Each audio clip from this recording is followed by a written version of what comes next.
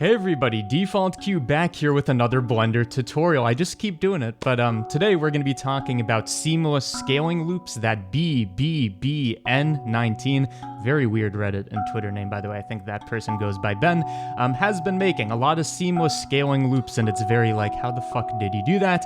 And I've been experimenting with geometry nodes with a bunch of different techniques, and I think I found the simplest method to make infinite scaling loops. So this is the one we're going to be making today, just a stack of monkeys basically ripping off BBBN19's idea, using only an array modifier and a couple keyframes. So does that sound good to you? It does? Well, you're gonna have to wait a second because this video has a sponsor, so let me talk about them and then we will get into the tutorial. So I don't know why I like zooming in during these sponsored segments, but I do, so here we are. This video is sponsored by Skillshare. What is Skillshare? Skillshare is an online learning community built for you to learn skills, especially digital skills. At least these are the ones I care about. You can watch courses about photography, videography, 3D software, including Blender. Yes, there are Blender tutorials on Skillshare. The whole platform is geared towards learning, and there are online workshops and all these kinds of things, but I want to recommend one premium course in particular that I think you could get a lot out of. Remington, or as you may know him as Southern Shoddy, has a course on Skillshare. It's called Bring Your Illustrations to Life in 3D, and it's about exactly what it sounds. The guy drew something and he's like, you know what, let's make it 3D in Blender with the models, with the materials, with the rendering, with the lighting, which is not only great because it's in Blender, but I think it's a cool concept. So that is one premium course I am happy to recommend. You can watch that premium course or all other premium courses on the Skillshare platform when you have the premium membership, ad-free and all this, but I'm here to make the deal just so much sweeter. The first 1,000 of my subscribers to click the link in the description are gonna get a 1-month free trial of Skillshare, so you could watch that premium course, or if you didn't like my recommendation, I guess you could watch something else. There's a link in the description, check it out, 1-month free trial, you know the deal, get in there. And now let's make monkeys or something. Welcome back everybody, let's make the effect. So first thing I'm gonna do is I'm gonna take all the objects in my scene, I am going to delete them, and what I'm gonna do is I'm gonna replace this with whatever mesh it is that I want to tessellate. In this case, I'm gonna be using a mesh. What kind of mesh? A monkey, and it's just important to note, you can do this with whatever mesh you want. Okay, with the monkey, I'm just gonna subdivide it. I use the shortcut Control-2 to add a subdivision surface of level 2. I know, I do those kinds of things. I'm just gonna apply that, make it shade smooth. Now we have our monkey, and what we need is a bunch of monkeys in a weird kind of curvy tower. The fastest way to do this without geometry nodes, without curves, without anything, is we're just gonna take an array modifier. This is the one that adds in a bunch of meshes, you know, so we can pick. I'm gonna have like 15 or so. And you might be thinking, how are we gonna stack them without, like, you know, fiddling with these numbers forever? Good question. We are gonna take relative offset and disarm that and instead use object offset. And this is the array modifier feature that not a lot of people talk about. And what object offset lets you do is add in an object like an empty and use that to describe how each object is going to be tessellated. So with object offset, I'm going to select my empty, and then you see nothing happens. But when we move our empty, whoa, so many meshes. And the nice thing about this is whatever we do to this empty, it's going to like repeat for each consecutive thing. So if we move one a bit to the side, it's going to form this diagonal. If we add in a bit of rotation, it forms a spiral like that. So what I'm going to do is I'm just going to move this up on the z-axis until they're kind of resting on each other. We're going to scale them down so that each one becomes smaller and smaller than the previous one. Right now this is looking like a emperor hat. So let's raise this just a bit more, scale it just a bit more so that it looks like it's sitting on itself, and then I'm going to rotate it on the x-axis just so it looks like the chin is resting on kind of like a 69 position, but for monkeys, you know. Each one perfectly fitting into the previous one. And you can see, again, because of this object offset, each transformation is repeated and we get this nice spiral. Just to add a bit of visual interest, I would recommend rotating on the z-axis just a bit, maybe rotating on the y-axis, and maybe moving a bit on like the x or y-axis. It doesn't really matter, just make a tower of power. And once we have this, we can at any moment procedurally change how many monkeys we have. So here we have 1, 2, 3, 4, 5. And you just want to make sure that you have enough that the very tiny ones become perceptually invisible, because as we do the loop, we don't want the monkeys to like just show up out of nowhere. So this is how we make the tower. Now the question is, how do we animate this thing to seamlessly loop into itself without moving the camera and all that? It's actually super simple with the setup, and I was surprised when I found it. What we are going to do is, remember, this whole thing is driven by an empty, so if we move it, everything's messed up. But if we select our monkey, shift click our empty, and then control P to parent, you are going to notice that now when we move this empty, the tower preserves its essence, because relative to each other, they're not moving. What this means is we can now move this empty such that if this is the first monkey, we translate this down and do rotations and all that, so that this monkey is now in the place of the previous one, and somehow we need to do that perfectly. Well, like I said, this is easier than I thought it would be. So first thing we're going to do is we are going to add in a keyframe on frame 0, or frame 1, so location, rotation, scale. I'm going to make this like a 45 frame animation, so I'm just going to make it 46 frames, and then we're going to trim the last frame. On frame 46, all you need to do is take this empty, location, rotation, and scale, and reset it to what it would have been in the beginning. So location goes to 0, rotation goes to 0, and scale, not to 0, it goes to 1. So everything's scale 1 on X, Y, and Z. And then we just add in a bunch of keyframes, and look at this, it kind of loops. It doesn't look perfect, but you can see that this is definitely the essence of it. The reason this trick works is we move the empty to make this duplication, so to kind of shift everything back, you just do the reverse process. So it turns out super nicely. But now what we need to do is we need to do a couple tricks to kind of pad this transition. So first thing, this monkey that is at the end and the beginning of the chain, those are just going to appear and disappear. There's nothing we can do about that. But this transition, we can soften a bit. So first thing we can do, the last frame and the first frame are identical, minus that extra monkey. So I'm going to take the last frame, shift it back over by 1, just so we don't have a repetitious frame. That already helps a bit.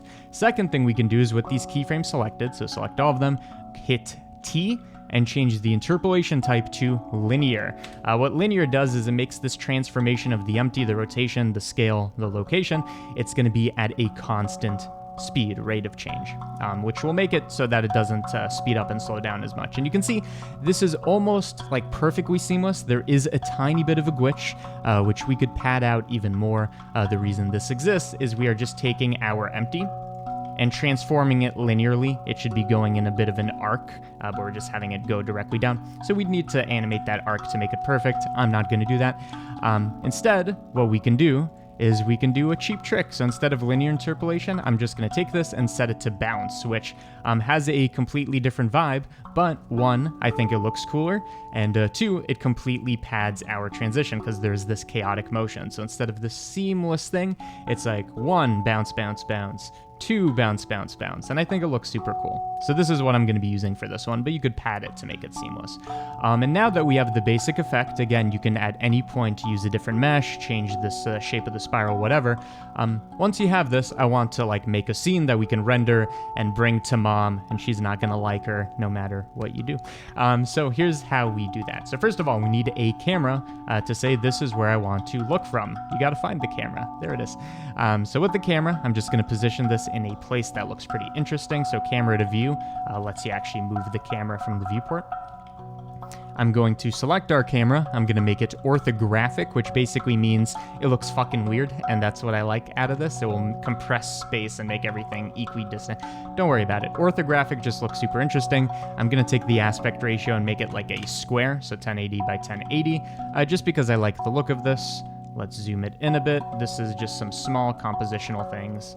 And we want to make sure that we position this so that this bottom monkey that disappears each time isn't visible. So I'm just going to bring this up a bit more. And that looks pretty compositionally interesting. Again, if you can see the monkey appearing at the beginning, I can't, but if you can, just increase this number to something like 25 or whatever, but it's fine the way it is. So there we go. We have our camera positioned, and now all I want to do is do some lighting, some, that kind of stuff. So let's see what this looks like in rendered view. It looks like garbage as expected. I'm going to switch this to cycle so we get ray tracing using GPU. And for the lighting, I'm just going to be super lazy. No lights or anything, just an environment texture using an HDRI, the same one I always use, as always. So here's our HDRI lighting. It already looks super cool. And then I'm just going to make it transparent so we can't see through it. The final thing I want to do is if we render this, it's going to look cool. It's going to loop. It's going to be perfect. But I want this to kind of look like it's heavenly and it's coming out of the abyss and there's mist and depth and fog. So let's talk about how to do that. So the standard approach for something like this is you usually add in a cube that's like the size of your scene. We did this for the last tutorial. You give this a material, you say what kind of material is this? You say it's a volumetric material. By the way, everything I'm demonstrating right now works, but I'm not actually going to be using it.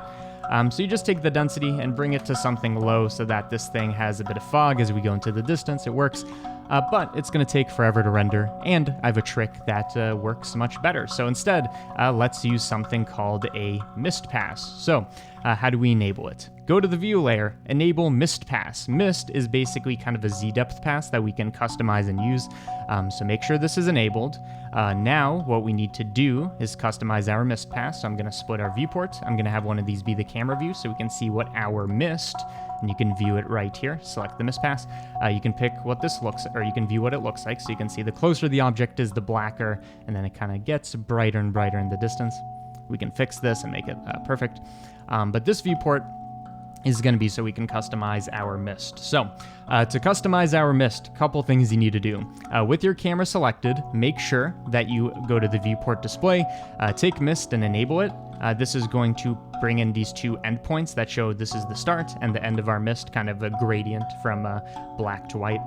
So we can view that, and then to actually customize it, World tab, mist pass, it's all over the interface. I don't know why, but what I'm going to do is I'm going to take the start of the mist, bring it just so it's right in front of the first monkey. You can see it makes it super black, and then we are going to take our out point and bring it much, much closer until it's like roughly the distance of these far away tiny monkeys. So within this distance is where our mist spans. So something like that.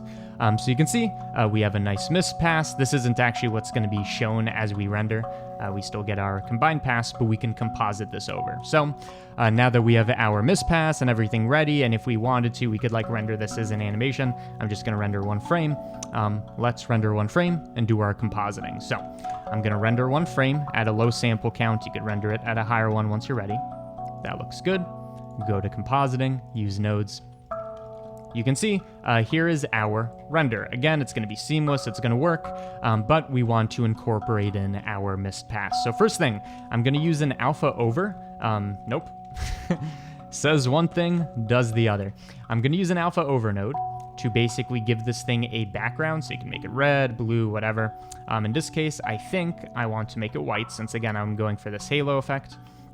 And now let's incorporate in our mist pass, which you can see rendered out over here. If you didn't enable this, it would not be visible, as you saw. So what we are going to do is we are just going to mix this together with our mist. So we could just do it like that, and let's see what that looks like. You can see basically what we're doing is we're taking our image, we're mixing it with some color that we can pick relative to the depth of the mist. So in this case, I'm going to make it white again, so it's fading off to infinity.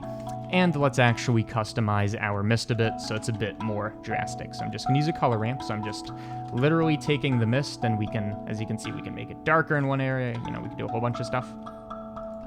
What I'm going to do is I'm going to use this color ramp so that I don't want these distant ones to be visible. I want it to really fade off. So I'm just going to bring this handle closer and closer and closer. And maybe we want to bring this one up a bit. And I'm just really crushing this mist pass until it's like super, super high contrast. Maybe that's a bit too much. Something more like that. And I think that looks pretty good. So here's the before, here's the after. So you can see we've really added some volume. So again, before, after, and I think that's kind of what we want. We could make it more intense. I don't know if we could literally do it directly from here. Yeah, you could actually take this number and make it whiter than white as long as you're using Filmic. So that's another way to make it fade off. So I'm just going to set it to like 3. And I think that's what I want. Maybe this is a bit too drastic. So let's just going to manipulate these handles just a bit more until I get more of the look I'm going for. Okay, something like that. Beautiful. And now that we have this, just final touches to this render. Color management, I'm going to change my exposure to make it kind of a little bit darker so we can see what's going on. Change the gamma, and let's make the contrast be something a bit higher. Medium high contrast. And you can see this is the basic thing of our render. So when we render out every single frame and give it motion blur and all that, it's gonna look, the way you would expect. So there's the tutorial. You now know how to take objects and make them loop seamlessly. Of course, what BBBN19, hardest name to say in the world, does, kind of takes this and makes it more complicated. Maybe this person's using geometry nodes, I don't know. But this is the simple way to do it with an array modifier and 2 brain cells. So I hope you learned something in this tutorial. Patreon exists. I'm just going to mention that, link in the description. You can go there. It makes your penis bigger, I hear, if you go to Patreon. And yeah, thank you for watching, and I will see you whenever I decide to make another tutorial. Bye.